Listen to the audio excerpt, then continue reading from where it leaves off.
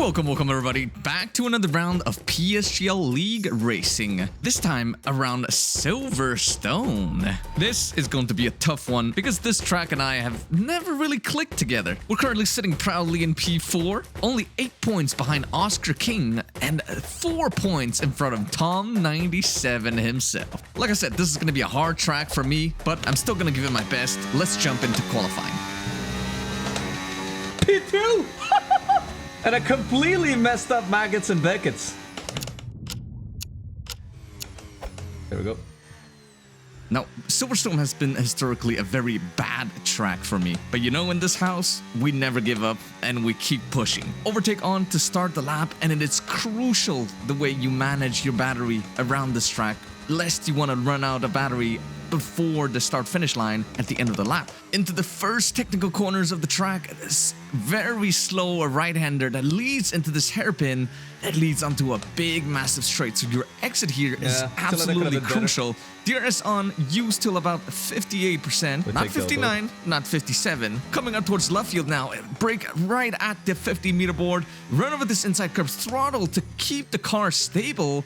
And now you gotta be brave with the throttle because the rear is very, very light here under traction. But so far, that's felt very, very good. We might be looking at a very solid banker here. Into cops now, turning at the 50-meter board. Gotta cut the inside curb, which we don't manage to do. And that's a slight time loss already into Maggots and Beckett's. The line here, the way you set up the exit is gonna be crucial. A small lift and then chuck the car in. But the rear came loose and we lose a little bit on exit. A little hesitation because of that. Still, it's a 0.78 middle split. It's decent, but it could be better. Now into Stowe, use the curb on the left to extend the track as much as possible so you can open up the exit as much as possible, narrowly avoiding invalidation, braking right after the 100-meter board.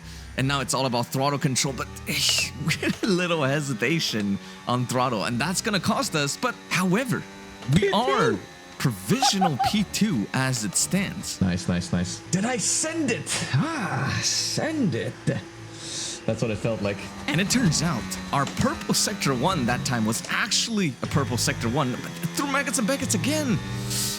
The front just didn't want to bite. And so far, not even a slight improvement over our banker. But in the third sector, there's a lot of time here to be found. Remember, check the car in, be brave on throttle into Stowe, and it's a 1/10 improvement actually. And now into the last 3 corners of the track, but I think it gets some slight dirty air here. And we lose it on traction, and coming across the line, we don't even improve that much. Oh my god, it's so tough, man. I just got scared. No fear. We gotta send it. Oh god. If we find 2/10s in the lap, we can improve. It's all gonna have to come down to this last lap now. How much can we improve? Because otherwise, we're gonna be starting from the back of the grid. This is it, guy. This is it.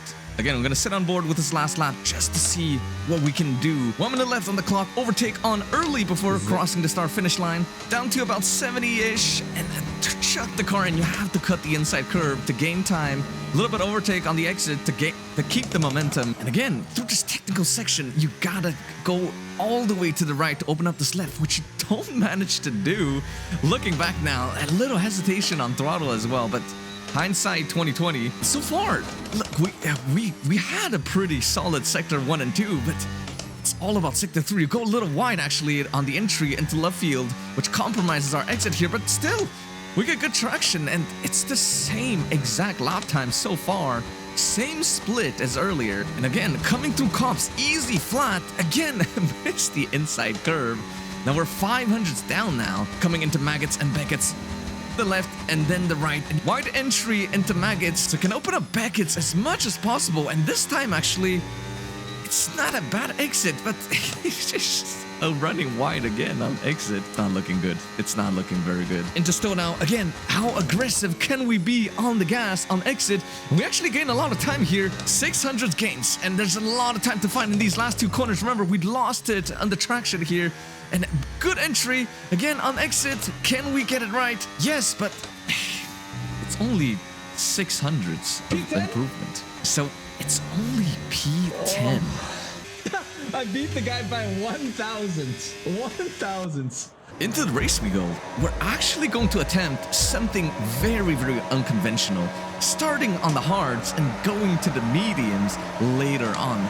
Keep the softer and faster compound for the second stint of the race. But this does mean we're going to be giving up a lot of position on this opening lap, which I don't really mind, because right away we're going to go into tire saving mode, taking it very, very easy in these corners, because a lot of the cars are going to be fighting each other very, very hard to try to maybe gain a position or two on this opening lap. Because with the slipstream model in this game, it's very, very difficult to overtake on this track since everybody is running basically no wings. And we are hoping that maybe all this fighting is going to cause the lead train to be a little bit slower, especially in the second stint, so that we can make up as much time as possible in clean air and then use the fresher compound to overtake at the end of the race. And even through Maggots and Beckets, multiple cars going side by side, and Oscar, championship leader, gets spun around and immediately retires from the race. Oscar like I said, King. everybody's being aggressive right now because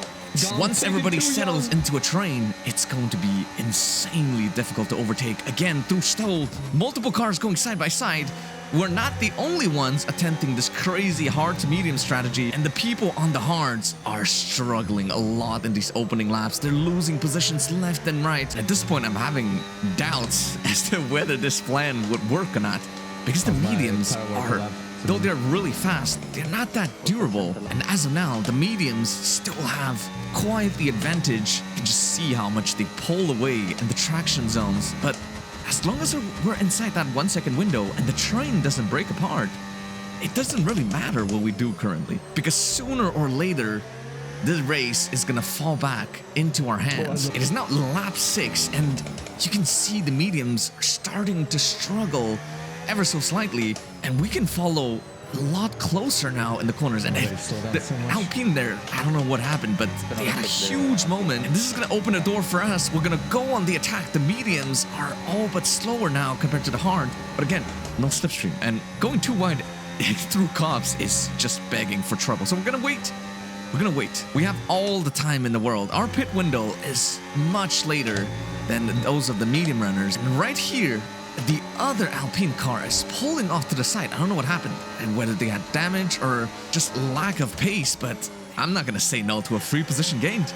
And now the Alpine in front is going to have to push the hard out to catch up to the train ahead. Let me tell you, the hards from the Aston are already fired up at this point, and the mediums are all but struggling. And let me tell you, you don't want to be in his position right now. On old tires and out of the train, he's at a big disadvantage. But this also means we cannot afford to stay behind him, because if we do, we might run into the risk of losing the train. And he runs wide here through cops, picking up a 3-second penalty in the process. This is what we've been waiting for. Through Maggots and then Beckett's slow entry to set up a good exit, and look at that. We just gained 3/10 through the corner. He's flashing. He doesn't put up a fight because he knows if he tries to fight us here, it would just ruin both of our races. Now, we have the job to pull both of us back into the DRS train. The gap is 1.1 seconds. The hards have all but fired up now. Look at that. Through the last 2 corners, we just gained 4/10 on the cars in front. But again, it's so difficult to overtake here, and we have to be patient. Now, up until the pit window, we're gonna be at such a big advantage. Remember when we struggled on the hards while the mediums just completely swallowed us? Well, look at that. Look at how much the tables have turned, and now we're gonna go on the attack, draining all of our battery, but it seems like we're lacking a little bit in the top speed department. No matter. Like I said, it's only going to be a matter of time. Every extra lap that goes on, the race is going to fall more and more into our hands. But unfortunately, we pick up the first warning of the day. Remember, 3 warnings equals 1 3-second penalty, and that would hurt a lot if we're sitting in a big train at the end of the race. Unfortunately, I went a little wide there, and that has halted our progress again. At this point, I'm getting a little antsy because I know the medium runners are going to start boxing very, very soon. Track position is king here, but we are going to go extra long today to have the best tires at the end of the race. We're just gonna keep attacking the Aston Martin in front of us lap after lap. And onto the Wellington Straight. This time we're much closer than we were last lap, and now we're gonna go on the attack. He turns off his battery because he knows fighting now would just cost us unnecessary time. Now the pit window has opened already and a lot of cars are going in already. 16 laps is quite a long time, and you can see first 10-second penalty of the day.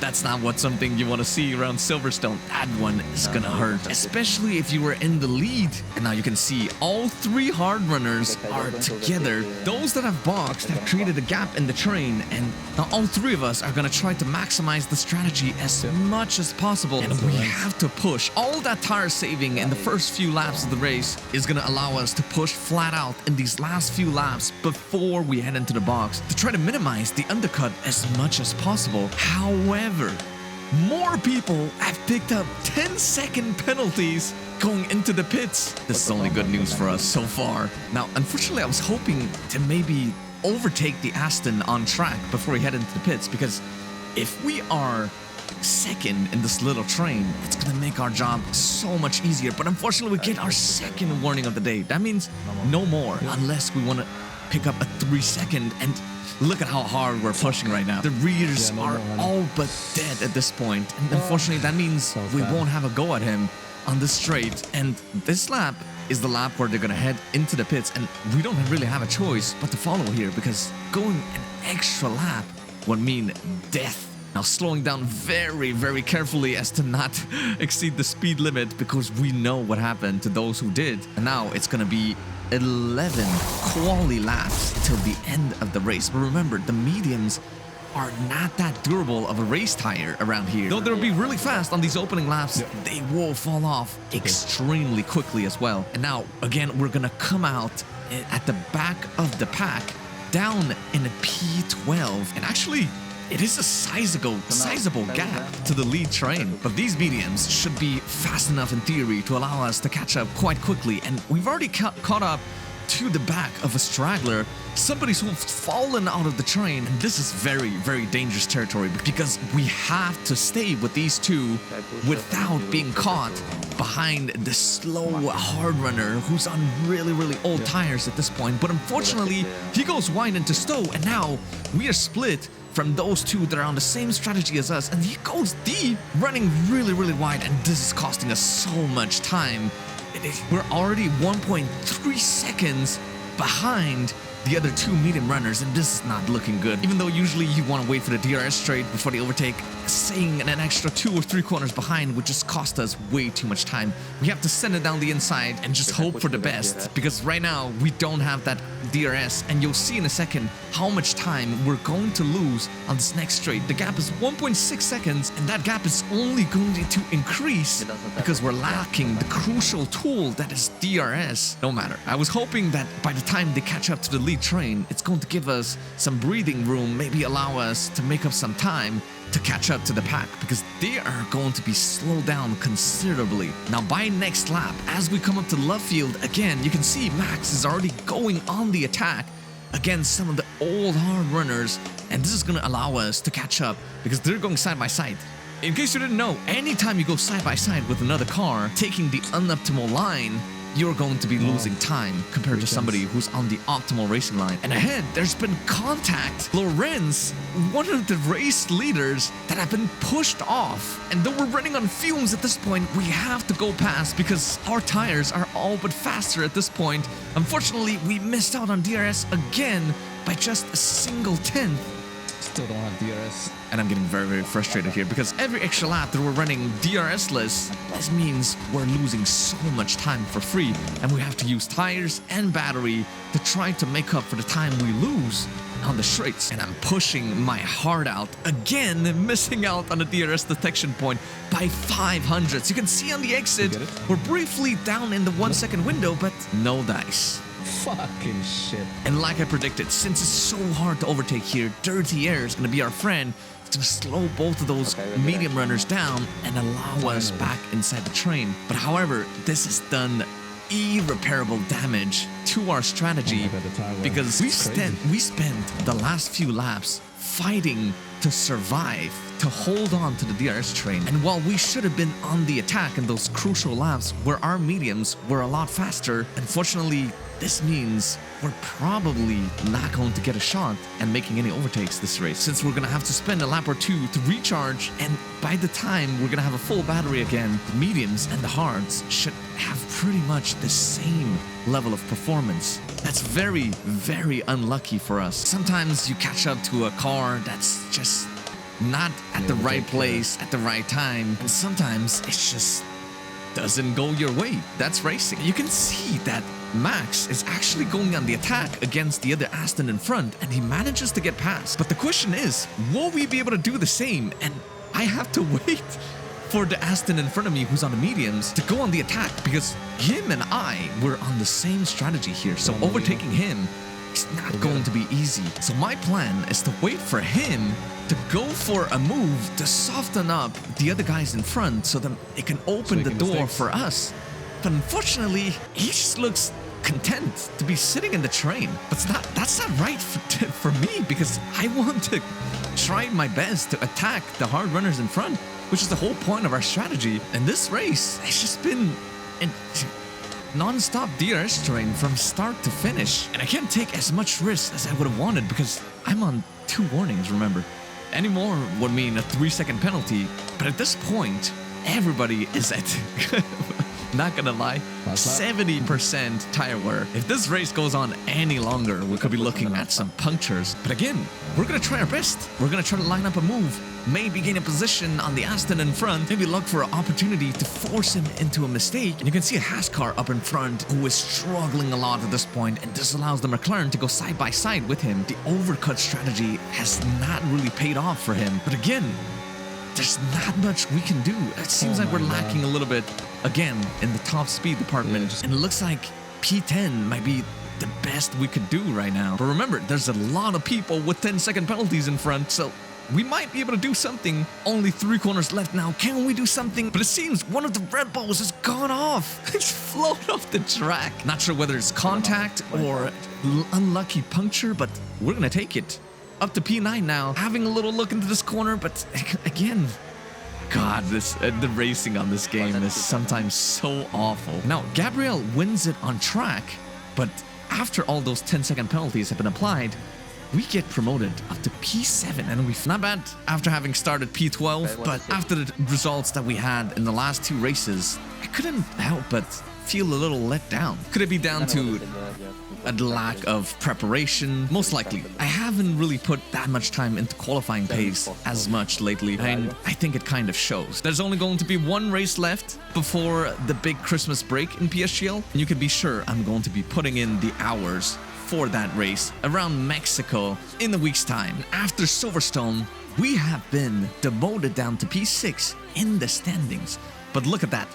The gap to P1 is absolutely minuscule. 8 points is all it takes for us to take over in the championship. With 4 races to go, time to put the big boy pants on. Again, thank you all for watching. If you enjoyed this video, make sure to like it and subscribe if you haven't already. This will be Formula Kai signing off. Happy holidays, and I will be seeing you very, very soon.